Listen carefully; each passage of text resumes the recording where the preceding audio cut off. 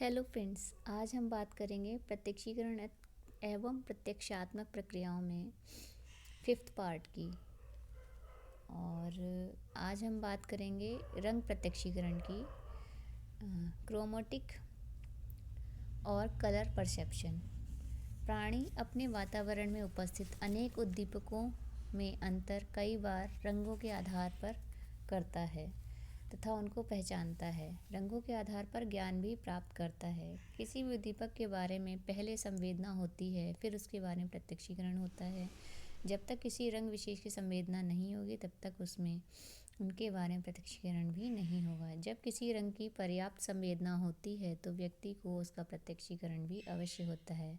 दृष्टि से संबंधित संवेदनाओं के दो भागों में बांटा जा सकता है। प्रथम प्रकार की संवेदनाएं रंगीन संवेदनाएं क्रोमैटिक सेंसेशन है। उदाहरण के लिए विभिन्न रंगों जैसे लाल, हरा, नीला, पीला रंग की संवेदनाएं इसी प्रकार की दृष्टि संवेदनाएं हैं। रंग विहीन संवेदनाएं एक्रोमेटिक सेंसेशन, उदाहरण के लिए काले, भूरे और सफ़ेद संवेदनाओं को रंगीन संवेदना माना जाता है। बैगनी, हरा, पीला, नीला, लाल और नारंगी रंग शुद्ध रंग कहलाते हैं, परंतु शुद्ध रंगों की संवेदना कम और मिश्रित रंगों की संवेदना अधिक होती है। अर्थात व्यक्ति को प्रायः मिश्रित रंगों की ही संवेदनाएं होती हैं। शुद्ध रंगों के मिश्रण से 30,000 से भी अधिक रंगों के शेड तैयार किए जा सकते हैं। विभिन्न रंगों की तरंग की लंबाई भिन्न भिन्न होती है। उदाहरण के लिए लाल रंग, नारंगी और पीले रंगों की तरंग लंबाई क्रमशः 660 MU, 610 MU तथा 585 MU होती है। बैगनी, नीले और हरे रंग की तरंगों की लंबाई क्रमशः 430 MU और 485 MU तथा 590 MU होती है। रंग की प्रमुख 3 विशेषताएं होती हैं। फर्स्ट आएगा इसमें वर्ण, ह्यू। विभिन्न रंगों से संबंधित छाया को वर्ण कहते हैं। प्रत्येक रंगीन उद्दीपक का कोई न कोई वर्ण अवश्य होता है। सेकंड आएगा इसमें रंग की दूसरी विशेषता चमक है, ब्राइटनेस। सेकंड जो इसकी क्राइटेरिया है वो है ब्राइटनेस। जिस प्रकार से रंग का वर्ण तरंग की लंबाई पर निर्भर करता है, ठीक उसी प्रकार रंग की चमक तरंग की ऊंचाई पर निर्भर करती है। किसी भी रंग की प्रकाश तरंग की ऊंचाई जितनी ही अधिक होगी उसमें चमक उतनी ही अधिक होगी। लाल रंग की प्रकाश तरंग की ऊंचाई नीले तथा पीले रंग की प्रकाश तरंगों से अधिक ऊंचाई है, एम्पलीट्यूड होती है तथा लाल रंग इन रंगों की अपेक्षा चमकीला होता है। थर्ड इसमें आएगा रंग की तीसरी प्रमुख विशेषता, रंग की संतृप्ति, सैचुरेशन। कोई भी रंग हल्का अथवा गाढ़ा किसी भी प्रकार का हो सकता है। किसी भी रंग की संतृप्ति उस रंग पर पड़ने वाले प्रकाश की शुद्धता पर निर्भर करती है। विभिन्न तरंगों की लंबाई में जितनी समानता होती उतना ही संतृप्ति अधिक मात्रा में होती है। रंगों के मुख्यतः 2 प्रकार होते हैं, प्राथमिक रंग प्राइमरी कलर तथा गौड़ रंग सेकेंडरी कलर। यंग हेल्महोल्ट्ज़ सिद्धांत के अनुसार लाल, हरा, नीला ये तीनों प्राथमिक रंग होते हैं। हेरिंग सिद्धांत के अनुसार लाल, हरा, नीला, पीला, नीला ये 3 प्राथमिक रंग होते हैं। हेरिंग सिद्धांत के अनुसार लाल, हरा, नीला, पीला, काला और सफ़ेद ये 6 प्रधान रंग होते हैं। लैंड फ्रैंकलिन सिद्धांत के अनुसार प्रधान रंग केवल 3 ही होते हैं, लाल, हरा, नीला। दृश्य वर्णन वायेबल स्पेक्ट्रम के अध्ययन से यह स्पष्ट हुआ है कि प्राथमिक रंग केवल 4 हैं, लाल, हरा, नीला तथा पीला। शेष रंग इन्हीं रंगों के मिश्रण से बनते हैं। इन रंगों में लाल, हरा और नीला, पीला ये पूरक रंग हैं, कॉम्प्लीमेंट्री कलर्स कहलाते हैं। इन पूरक रंगों को एक विशेष अनुपात में मिलाने पर एक तीसरे रंग की अनुभूति होती है। रंग मिश्रण के मुख्यतः 3 नियम हैं।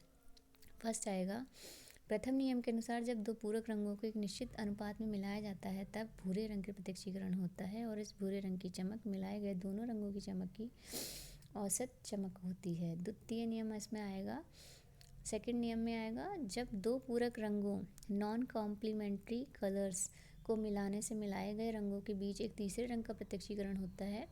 इस रंग में उन मिलाए गए रंगों की झांकी मिलती है।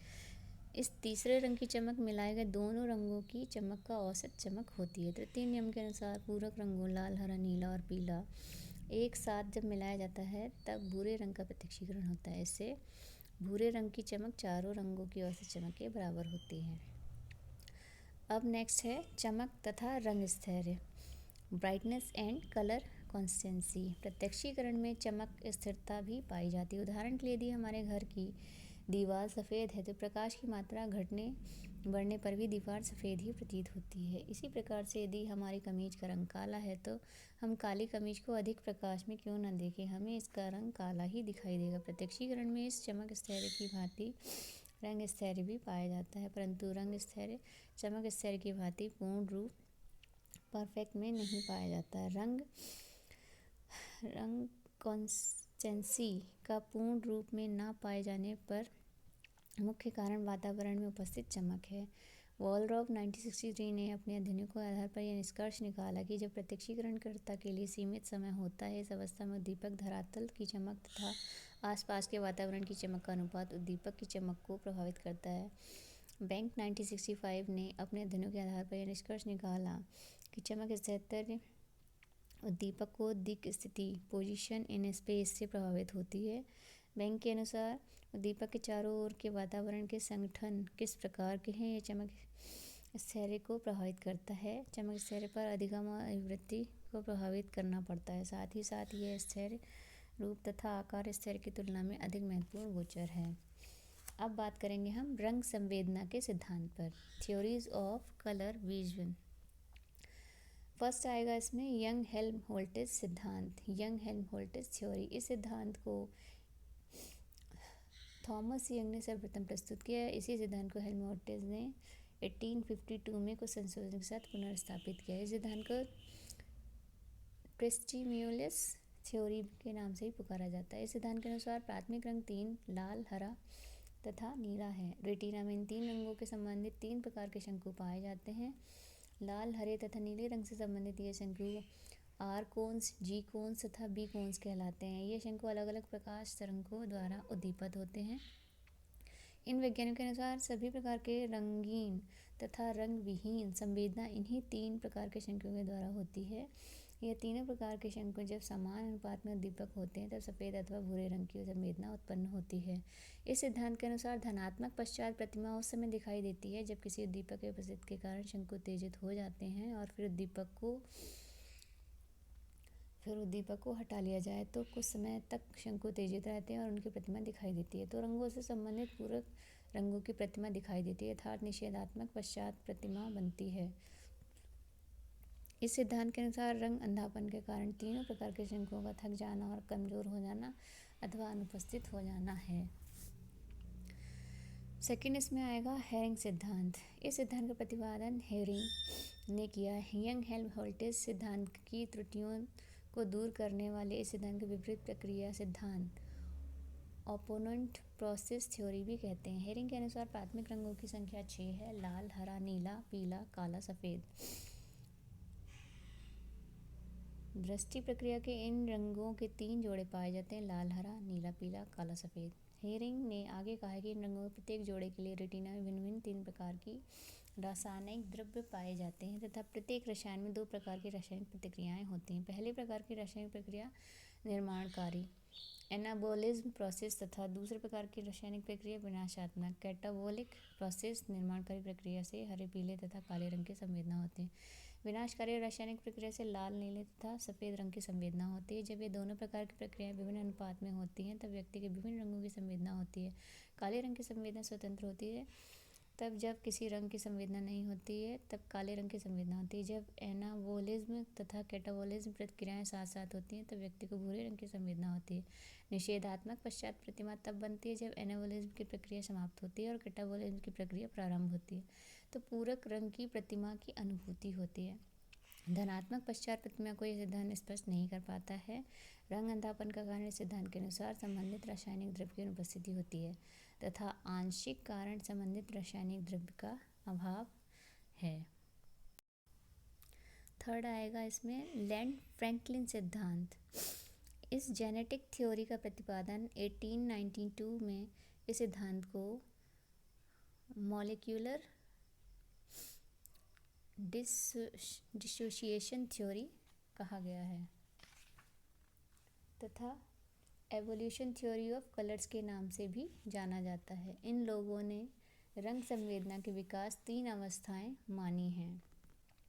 फर्स्ट आएगा, पहली अवस्था में रंग विहीन एक्रोमेटिक संवेदना की उत्पत्ति होती है। सेकेंड है इसमें, दूसरी अवस्था में रेटिना पर पाए जाने वाले मॉलिक्यूल्स 2 भागों में बांटे जाते हैं, जिससे नीले तथा पीले रंग की संवेदना होती है। थर्ड आएगा इसमें, विकास की तीसरी अवस्था में पीले रंग से संबंधित प्रक्रियाएं 2 भागों में बांटी जाती हैं, जिससे लाल हरे रंग की संवेदना होती है।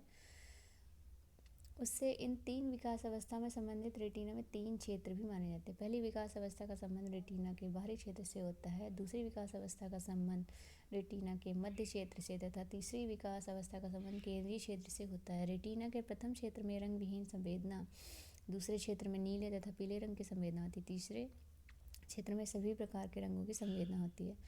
उसके अनुसार जब कोई व्यक्ति आँखों के सामने उपस्थित होता है तो रेटिना में पाए जाने वाले फोटो सेंसिटिव केमिकल में फोटोकेमिकल रिएक्शन होता है और व्यक्ति को संबंधित रंग की अनुभूति होती है।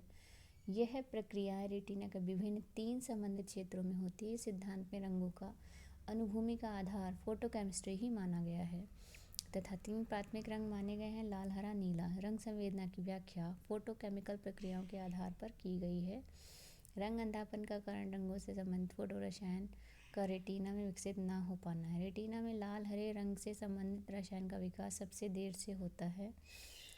यही कारण है कि लाल रंग का अंधापन व्यक्ति में अधिक देखने को मिलता है।